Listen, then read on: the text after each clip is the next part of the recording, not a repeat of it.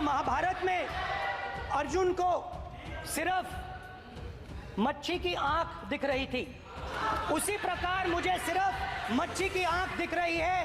जाति जनगणना हम करा के दिखाएंगे। खत्म। आपको जितनी गाली देनी है आप दीजिए, हम खुशी से लेंगे। धन्यवाद।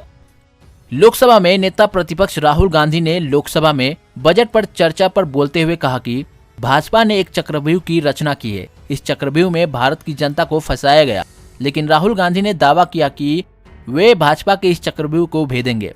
चक्रव्यूह को भेदने के लिए राहुल गांधी जातिगत जनगणना को हथियार के रूप में इस्तेमाल करने की बात कर रहे हैं।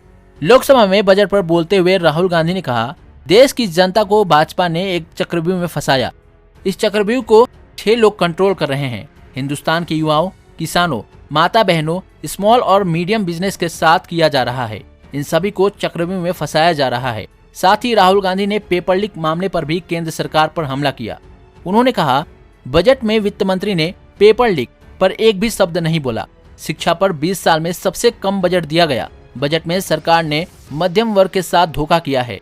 अब मध्यम वर्ग सरकार का साथ छोड़कर इंडिया गठबंधन के साथ आ रहा है।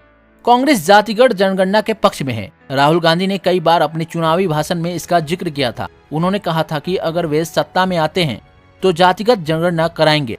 आज लोकसभा में भी राहुल गांधी ने जातिगत जनगणना का मुद्दा उठाया और कहा कि वे इसे हथियार बनाकर भाजपा से लड़ेंगे। बता दें कि जातिगत जनगणना का तात्पर्य जनगणना के दौरान लोगों की जाति का डेटा एकत्र करना है। यह डेटा सामाजिक आर्थिक विकास योजनाओं को बनाने, सामाजिक न्याय सुनिश्चित करने और विभिन्न जातियों के बीच असमानताओं को कम करने में मदद कर सकता है। 2021 की जनगणना में जाति डेटा एकत्र करने का मुद्दा काफी विवादित रहा।